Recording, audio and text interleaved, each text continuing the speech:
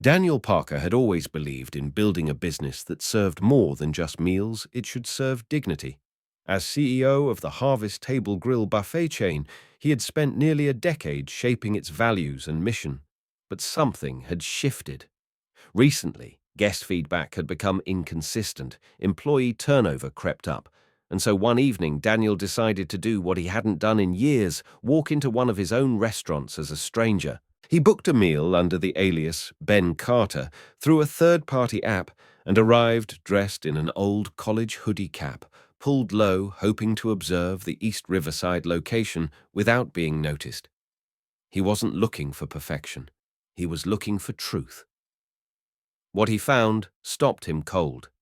Just as he reached the front of the line, Daniel heard a raised voice from behind the buffet counter. "What do you mean? You want leftovers? This isn't a charity kitchen." The man yelling wore a stained apron and an oversized paper hat. His name tag read, Travis. In front of him stood a thin man in his 50s, weathered face-frayed coat and a look of quiet hunger. The man hadn't demanded anything. He simply stood there, hoping someone might offer kindness. But Travis was relentless. "Go find a shelter or something. You're creeping out the customers."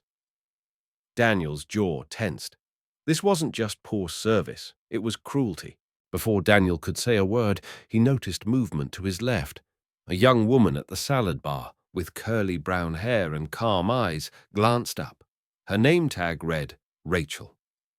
Without making a scene, she quietly slipped a small plate under the counter and began adding food, some greens, a scoop of mac and cheese, a biscuit. Then, without looking toward Travis, she approached the hungry man and handed him the plate. "Here," she said gently, "just don't tell anyone." "Okay." The man's eyes watered as he took the plate, whispering, "Thank you." Travis scoffed and slammed his spoon on the counter. "Oh, so now we're feeding strays." Rachel didn't flinch. "He's a person." Travis Daniel paid for his own meal in silence and sat at the back watching the floor. Rachel went back to her station like nothing happened, but Daniel noticed the way she kept glancing over to ensure the man was okay. The man, meanwhile, sat alone in a corner, eating slowly, shoulders hunched. Travis sulked by the steam trays, scrolling on his phone between banging around dishes. The contrast couldn't be clearer. One employee led with decency, the other with disdain, and no one, not a single manager, intervened. That silence was louder than Travis's words. For the next 20 minutes, Daniel didn't touch his food. He studied the room, the chipped tiles, the dimmed neon sign, the apathetic staff. It wasn't a broken space, but it was one that had drifted from its purpose. He approached Rachel near the drink station and asked, "That man, does he come often?" She hesitated, then nodded.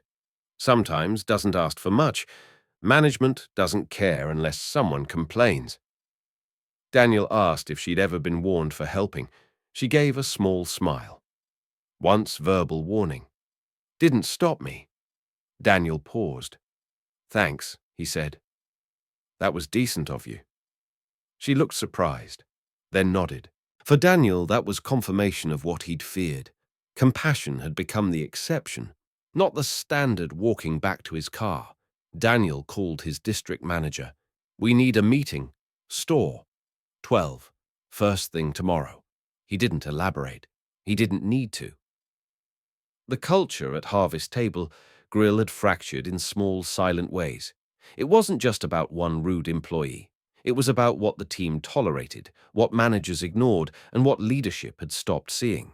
Daniel knew the fixes wouldn't be easy, but for the first time in a long time, he wasn't waiting for reports. He had seen it himself, and that made it personal. The following morning, Daniel Parker pulled into the side lot of the Harvest Table Grill before the sun had fully risen. The air was crisp, and frost clung to the edges of the cracked pavement. Few cars were scattered around the parking lot, mostly early kitchen staff arriving for prep work. Dressed in a black jacket and khaki slacks, no longer hiding behind his alias, Daniel entered through the employee entrance using an old master key card from the early days when he'd helped launch the company. This time there would be no observing from the shadows. He was here to lead, and it would begin with a reckoning. Inside the kitchen, lights flickered overhead. A young cook was chopping onions with headphones in, and a dishwasher loaded trays without looking up. Two front-of-house servers leaned against a back counter, scrolling on their phones, their aprons still folded at their waists. Daniel didn't say a word at first. He walked past them and into the break room waiting. A few minutes later, Melissa, the store's manager, walked in, holding a clipboard and a lukewarm cup of gas station coffee. "Morning," she said, without looking until she did. Her eyes widened slightly. "Oh, Mr. Parker." "I wasn't expecting." "Melissa?" Daniel interrupted, his voice calm but firm. "We need to talk. Right now." Melissa followed him into the dining area where the chairs were still flipped onto the tables and the scent of disinfectant still hung in the air. Daniel gestured toward a booth by the window. She sat, setting her clipboard down, uncertain of what was coming, but clearly rattled. "I was here last night," he began. As a customer, her back straightened instantly. "You were—" "I didn't see." "You wouldn't have," he replied evenly. "I came under another name. I watched how your staff treated customers, how they treated each other." Her mouth opened, then closed. Daniel continued his tone, never rising, but cutting clear. A man came in. He wasn't demanding. He wasn't disruptive. He was hungry. And one of your staff publicly humiliated him for asking if there were leftovers. Melissa paled. "I didn't know." "You didn't," Daniel said, "because you weren't on the floor. And that's the problem. He didn't wait for an excuse. Travis, he's done immediately." Melissa hesitated. "You're terminating him now." "Correct," Daniel answered. "This company has no place for cruelty masquerading as policy enforcement. You don't shame a man for being hungry. You don't punish employees for showing compassion." Rachel stepped in when no one else did. She didn't grandstand. She acted. That matters. Melissa nodded slowly. Understood. Daniel stood and addressed the rest of the team who had gathered in the dining area. Rachel stood quietly near the back, arms crossed gently, trying not to draw attention to herself. Travis entered last, yawning and still wearing the same apron from the night before. Daniel cleared his throat and spoke without notes, without a microphone, just a voice full of resolve. "My name is Daniel Parker. I'm the owner of Harvest Table Grill. Some of you may have heard of me. Some of you probably haven't. That's on me." A few glanced at one another, unsure where this was headed. "I built this company from scratch. I know what it's like to scrub grease traps, to sweep floors at midnight, to deal with angry customers and short shifts. But I also know why I did it, because I believed this place could be more than just food. It could be a place where people feel welcome, seen, respected." He let the words sit for a moment, then continued. "Last night I saw the opposite of that, and I won't allow it." He turned to Rachel. "You did the right thing. Quietly, kindly. That's what leadership looks like." She blinked, surprised. "Starting today, you're our lead server. We'll discuss assistant management training later this week. You've earned it." Then he turned to Travis. "You're no longer employed here. Your behavior last night was unacceptable, and it doesn't represent who we are." Travis scoffed. "Seriously?" Over one guy, Daniel didn't flinch. "This isn't a debate. You can collect your belongings and leave." Silence fell as Travis looked around for support. No one moved. Finally, he tossed his keycard on a table and stormed toward the back. Daniel faced the group again. "From this point on, there is zero tolerance for disrespect toward customers or each other. This is a reset, and I'll be here to see it through." The room remained silent. But something had changed, something foundational. Daniel wasn't there just to reprimand. He was there to rebuild. The team stood straighter, unsure but attentive. Rachel looked stunned. But behind that was a quiet fire, one Daniel had recognized instantly. He wasn't chasing numbers anymore. He was restoring a culture. A culture that had once made the Harvest Table Grill worth believing in. A culture that now, with the right hands, could be worth believing in again. By mid-morning, the energy inside the Harvest Table Grill had shifted. It wasn't perfect. There were still gaps in execution, lingering hesitation, and the weight of routines that needed breaking, but there was movement. Daniel Parker remained present on the floor, not as an observer this time, but as a working leader. He didn't hover. He didn't shout. He watched closely, quietly, noting the rhythms and the ruptures. That's when he saw Leo, the young grill cook, limping slightly as he moved from the fryer to the flat top. At first, Daniel assumed it was fatigue, but after 10 minutes of watching the same strained motion, he realized it was more. Leo's shirt was damp with sweat, his brow furrowed, not from heat, but pain. And yet the kid kept going. No complaints, no pauses, just quiet endurance. Daniel stepped behind the line and opened the cooler beside Leo, using the moment to speak discreetly. "You've been on this line since 8, right?" Leo nodded, not looking up. "Yeah, we're short again." Jason called out. "I think he quit." "You okay?" Daniel asked. "Tweaked my knee last week," Leo admitted. "Still healing." Daniel studied him. "You tell anyone?" Leo shook his head. "Didn't want to leave us short. Didn't want Rachel stuck back here again." Daniel nodded, understanding more than Leo realized. "Take 10. Sit down. I'll cover the board." Leo blinked. "You sure I am?" "Go." Without waiting for protest, Daniel grabbed a pair of gloves tied on an apron and took over the spatula like he'd never left the kitchen. The rhythm came back naturally. Daniel flipped burgers, called out chicken orders, cleared the backed-up ticket rail. A few staff peeked through the service window, surprised to see their CEO slinging food like it was 2012 again. Rachel passed by with a tray, smirking slightly. "Didn't think I'd see the day," she said. Daniel didn't miss a beat. "You ever see someone limp through a shift because they're too scared to ask for help?" She adjusted her tray. "More often than I'd like." That answer lingered with him. When Leo returned, Daniel handed him back the line with a pat on the shoulder. The board was clear. The pressure momentarily lifted, but the deeper issue wasn't fixed yet. It was only starting to reveal itself. Less than an hour later, another crack surfaced, this time near the dessert bar. Daniel caught Susan Whitaker, a corporate training consultant, berating a teenage server named Ethan. Her voice was clipped, her finger jabbing at a laminated chart. "I told you 5 times already. Don't top off the tray, you replace it entirely. Are you even reading this?" Ethan flushed, red eyes down, stammering, "I was just following." Susan interrupted. "Then you didn't read it correctly. Fix it now." Daniel stepped in. "Everything all right here?" Susan turned startled. "Oh, Mr. Parker. I didn't know you were still on site." "I am," he said evenly. "And this is not how we train people." She stammered something about compliance and consistency, but Daniel cut in. "He's a new hire, not a punching bag. You want to correct something? Do it with respect. You want to build a team. Build them up, not down. You'll step off the floor for now. HR will follow up." Daniel turned to Ethan and lowered his voice. "You're doing fine. If something doesn't make sense, ask Rachel or Leo. They've got your back." Ethan nodded gratefully. The interaction wasn't long, but it sent a clear signal to everyone watching. Fear-based leadership had no place here. As the lunch crowd began trickling in, Daniel made another call to the regional staffing coordinator. "I need 2 floaters assigned to this location immediately. 1 front, 1 back. Pull from the flex pool and prioritize attitude over speed."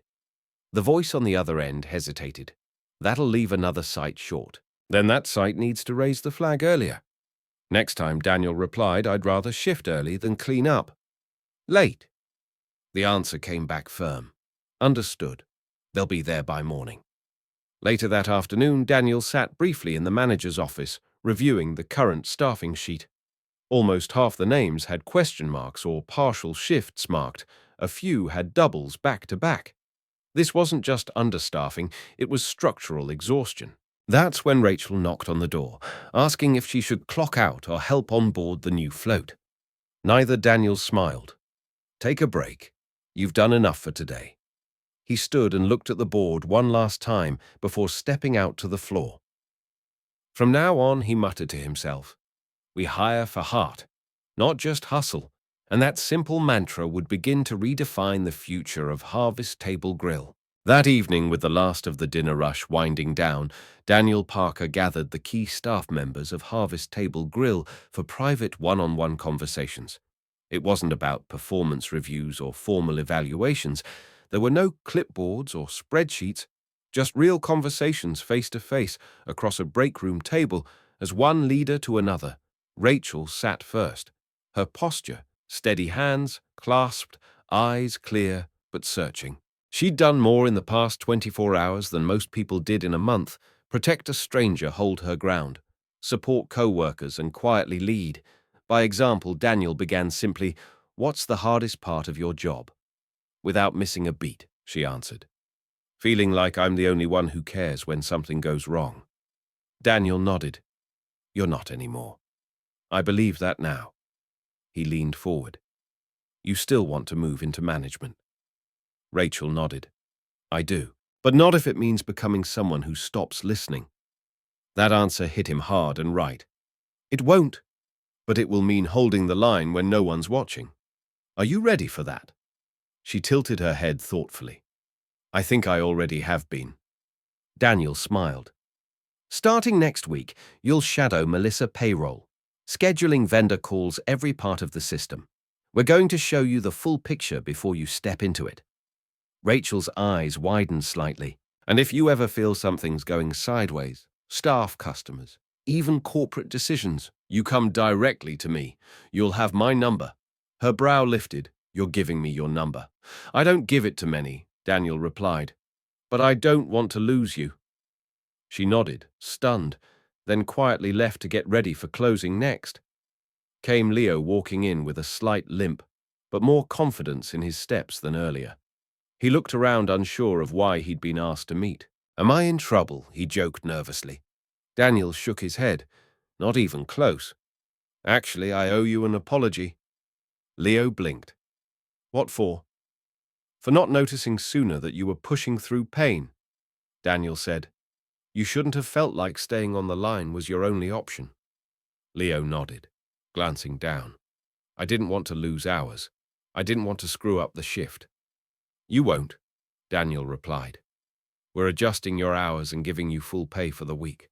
You'll work cold prep and light duties while your knee heals. Leo's face softened. You don't have to do that. I do, Daniel answered. Because this place only works when people are safe, and if I let you burn out, I'm lighting a fire I'll have to put out later. Daniel stood to stretch, then added, once you're back to full strength, I want you to work alongside the training lead. You've got natural instincts, you don't pass blame, you adapt. That's rare, I want to invest in it. Leo blinked clearly, shocked. You think I could lead? I think you already are. You just need the tools and the trust to grow into it. The conversation ended with a quiet handshake and a look of belief in someone who'd never had it before. For Daniel, that mattered. Last to enter was Melissa, the store manager. She came prepared, binder under her arm, updated staff logs in hand. But before she could even sit, Daniel raised his hand. Leave the papers. Just talk to me. She paused, then placed the binder on the side table and sat down. You've been here a long time, he began. You've seen this place through rough seasons, and I respect that. I believe you've done your best. But I also think you've been trying to hold it all together instead of pushing it forward. Melissa nodded slowly. I got complacent. I stopped escalating things. I tried to patch over problems instead of fixing them. That's changing now. Daniel leaned back in his chair. Here's what happens next. I'll be checking in every 2 weeks, not to micromanage, but to partner with you. You've got 1 quarter to stabilize staffing, reduce turnover, and build a leadership bench. Melissa nodded again, more firmly. This time, Rachel and Leo are your first 2. Develop them, coach them, let them make mistakes, but don't let them drift. Understood, she said. If you do that, we'll talk about expanding your role. Regional is going through restructuring. If you prove you can build leaders, there's a bigger opportunity waiting. Her face shifted, not with fear, but with purpose. The weight hadn't disappeared, but it had been redirected. By the end of the night, there was a new energy pulsing through the floor. Staff moved with more intention, less doubt. Rachel was visible, stepping in when needed, guiding a float server with a quiet word and a steady presence. Leo stayed in the back, prepping coleslaw, but the limp was less pronounced and his movements were more deliberate. Melissa, for once, didn't hide in the office. She circled the floor, asked questions, and listened. Not to defend, but to learn. Daniel stood quietly near the front counter, watching it all unfold. He knew the work wasn't finished, but tonight there were foundations being rebuilt, not with policies, but with people, and that he believed was how real leadership always begins. By the end of the week, something subtle but powerful had begun to unfold at the Harvest Table Grill. There were no grand announcements, no confetti or company-wide emails, just a slow, steady shift in the way things felt, how the team moved, how they spoke, how they showed up for each other. And at the center of it all was Rachel. She didn't bark orders or flash authority. She didn't ask for attention. But when a line cook fumbled a serving tong, she was there before he bent down. When a customer quietly asked for a substitute meal due to a food allergy, she handled it with care and without fuss. She checked the drink station without being told. She spotted spills before they became accidents.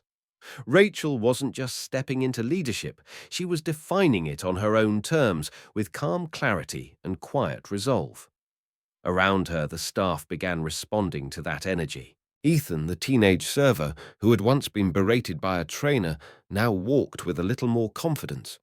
He followed Rachel's lead, shadowing her during peak hours and mimicking her efficiency. The younger float server, nervous and green on her first day, found herself reassured by Rachel's calm tone and patient corrections.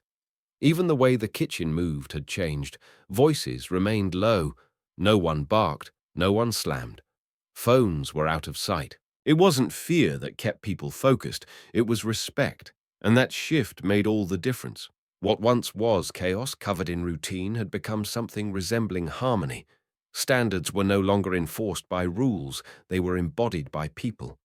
Leo, meanwhile, had transitioned to a lighter role as promised, cold prep fridge rotation, portioning sauces tasks that let his knee heal while keeping him engaged, and he didn't fade into the background. Instead, he became a quiet anchor at the back of the kitchen, answering questions for newer staff, adjusting ticket flow during lunch, and even cracking a few jokes that had the line laughing again. When Rachel couldn't be everywhere, Leo stepped in. When a new batch of temp hires arrived late one morning, it was Leo who handed them aprons and walked them through the updated protocols. His limp was still there, but it no longer defined him. What defined him now was the way others listened when he spoke. Melissa had stopped hiding behind her clipboard.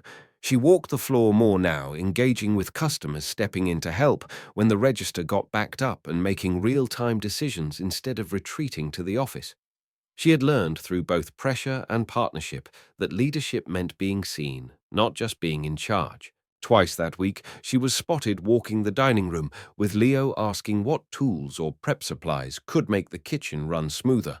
Once she even swept the floor during the dinner lull, not because no one else could, but because it mattered. Daniel had noticed the change, but more importantly, so had the staff.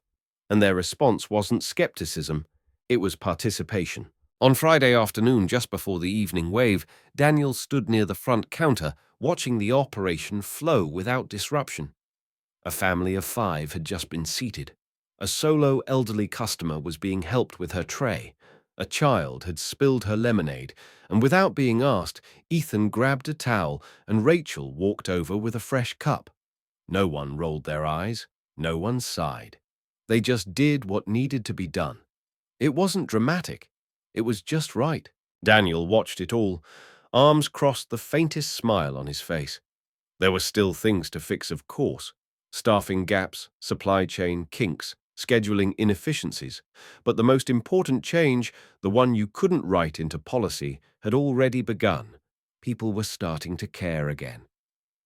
As Daniel collected his coat and prepared to head out for the weekend, he paused one last time near the door. The hum of the soda fountain mixed with quiet conversation, the clinking of trays and the low sizzle from the kitchen. Rachel glanced up from the register and gave him a small nod, grateful, steady, not needing recognition. Leo caught his eye through the service window and gave a short wave before returning to his station. This wasn't just a functioning restaurant. Again, it was a team.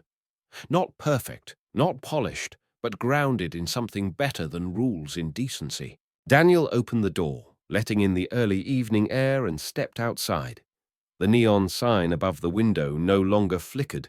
It glowed steadily now, and that he thought was the clearest sign of all that something real had taken root.